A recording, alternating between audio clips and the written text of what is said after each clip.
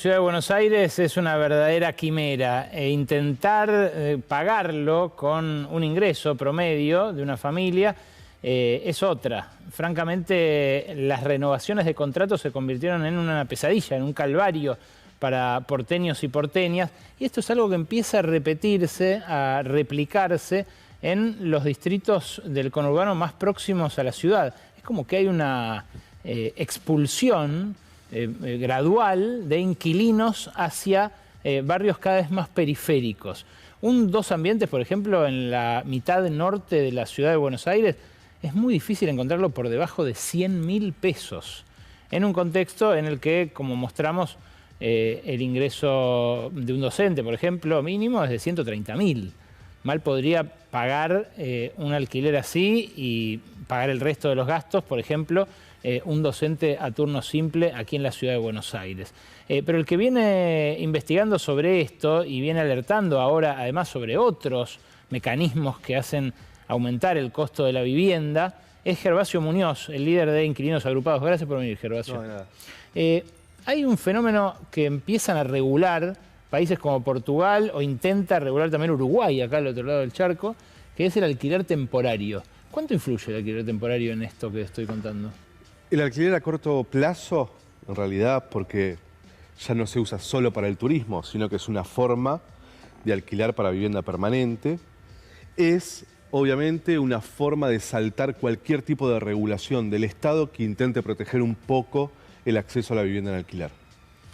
Nosotros tenemos una ley que plantea que el plazo mínimo es de 3 años, y el alquiler a corto plazo es por una noche, por una semana, por un mes, por 2 meses.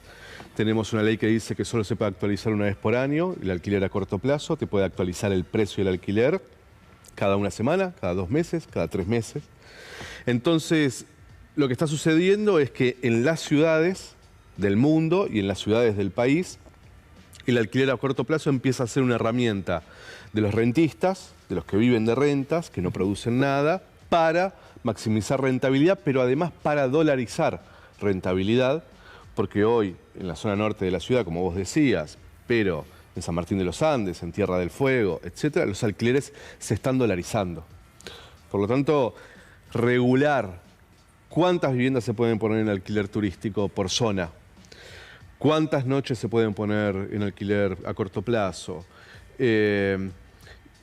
es clave para frenar un poco el avance de esa forma de alquilar para proteger la vida en las ciudades, porque en realidad lo que está sucediendo no es solo que nos vamos a las periferias. Lo que está pasando, creo yo, lo más grave, es que los sectores, los grupos económicos que se dedican al negocio inmobiliario, que muchos son el agro, se están quedando con las ciudades. Y no solo con las ciudades. Cuando vos hablás de que un departamento de 2 ambientes está a 100 lucas, un docente gana 130, lo que está haciendo el negocio inmobiliario también es quedándose con la mitad o más del ingreso de los docentes, porque encontraron que la forma, ya se quedaron con la tierra, que la forma de extraer recursos de los sectores formales del trabajo, que alquilan, es obviamente a través de la renta del alquiler. Esto que están haciendo en Portugal, por ejemplo, que dijeron no hay más licencias para alquilar en Airbnb, ¿se podría hacer acá? ¿Lo hablaste con alguien, alguna autoridad, por ejemplo, de la materia? Lo hablamos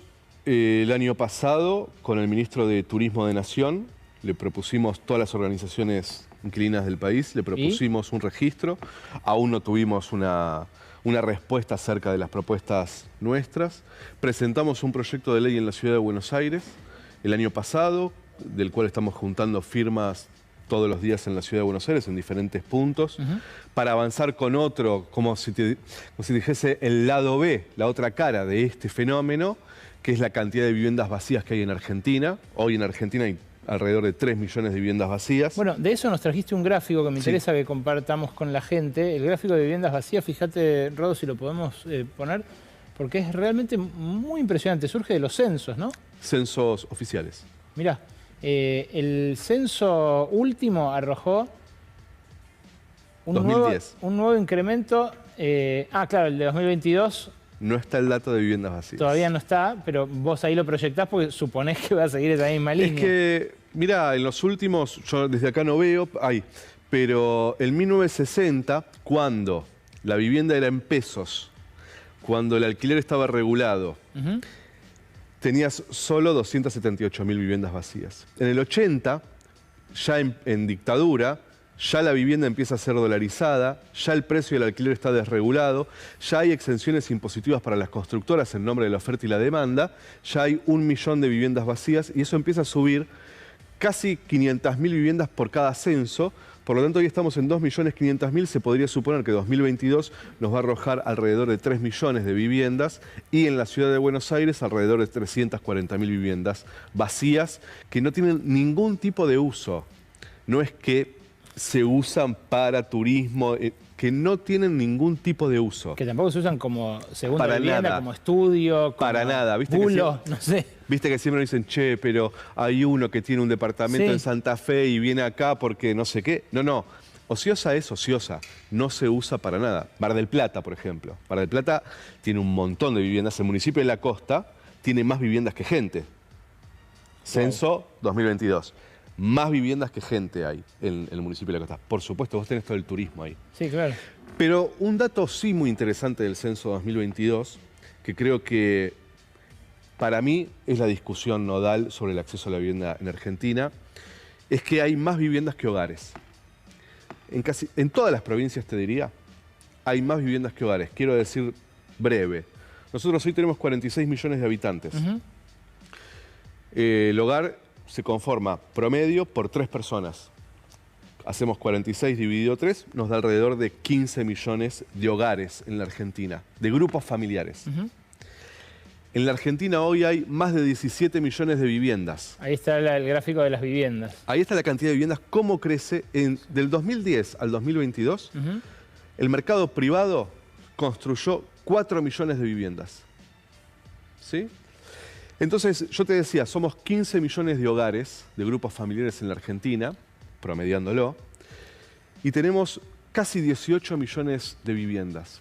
Si nosotros entonces le diésemos una vivienda a cada hogar, una vivienda que ya está construida, una vivienda a cada hogar, sobrarían 2 millones de viviendas en la Argentina. Por supuesto, esto tiene que ver que vos tenés que mirar las condiciones en las que están las viviendas, etcétera, Sí, viene sí. el turismo, etcétera. No, es un ejercicio teórico, pero que alcanza a mostrar el problema de asignación de recursos tremendo que tenemos. En la ciudad de Buenos Aires, peor. Ahora, espera, Gervasio, porque hay un caso que puede ser el de muchos y muchas que están del otro lado, que es el de el que trabajó toda su vida y tiene su ahorro de toda la vida en un departamentito que alquila. O peor, otro más, el de una mujer sola que tiene una vivienda, por ejemplo, de 2 ambientes, que tiene hijos a su cargo, no le alcanza esa vivienda, necesita una habitación más, entonces la alquila y alquila otra. Alquila otra más grande. Esa persona, por ejemplo, si no le alcanza para pagar 100.000, 150.000, lo que vale ahora un departamento con los nuevos contratos, quizás saca un mango más alquilando temporario el que es suyo. O el que es una persona mayor y que tiene esa segunda inmueble, también saca un mango más alquilándolo temporario o por Airbnb. ¿Cómo hacer para preservarle ese ingreso, que es un ingreso de supervivencia, en el caso de la que alquila y alquila, y a la vez regular para que los inquilinos puedan acceder? Lo que va a suceder es que si no hay regulación, la que alquila y alquila, Sí. cada vez va a pagar más caro el alquiler, cada vez va a tener que cobrar más caro su vivienda en alquiler, y vamos a tener una sociedad completamente desigual, mucho más injusta, más violenta, en donde van a crecer alternativas como las que vos describías recién, y básicamente va a ser un lugar invivible. Entonces, esa gente que tiene un departamento en alquiler tiene que vivir bien sin destruir a otro. Y para eso tiene que haber reglas. Y la realidad es que más allá de esa señora, uno camina por las ciudades de Argentina y están en construcción. Parece que estamos reconstruyéndonos de una guerra. Está todo en construcción, torres y torres. Y uno dice, ¿y estas torres para quiénes son? Yo no puedo pagar el alquiler, no llego a pagar el alquiler todos los meses, no llego a fin de mes. Hay 45% de pobres en la Argentina, un salario promedio está en 80.000 pesos. No, hay mucha vivienda de lujo construyéndose, sí. ¿Y para quién se construye eso? ¿Y por qué, si entonces vemos en esos gráficos que el ritmo de producción de viviendas es mucho más rápido que el del crecimiento de la población? Y que, por ejemplo, en la ciudad de Buenos Aires, desde el 91 hasta hoy, la población creció un 8,7%, pero la cantidad de viviendas creció un 68%.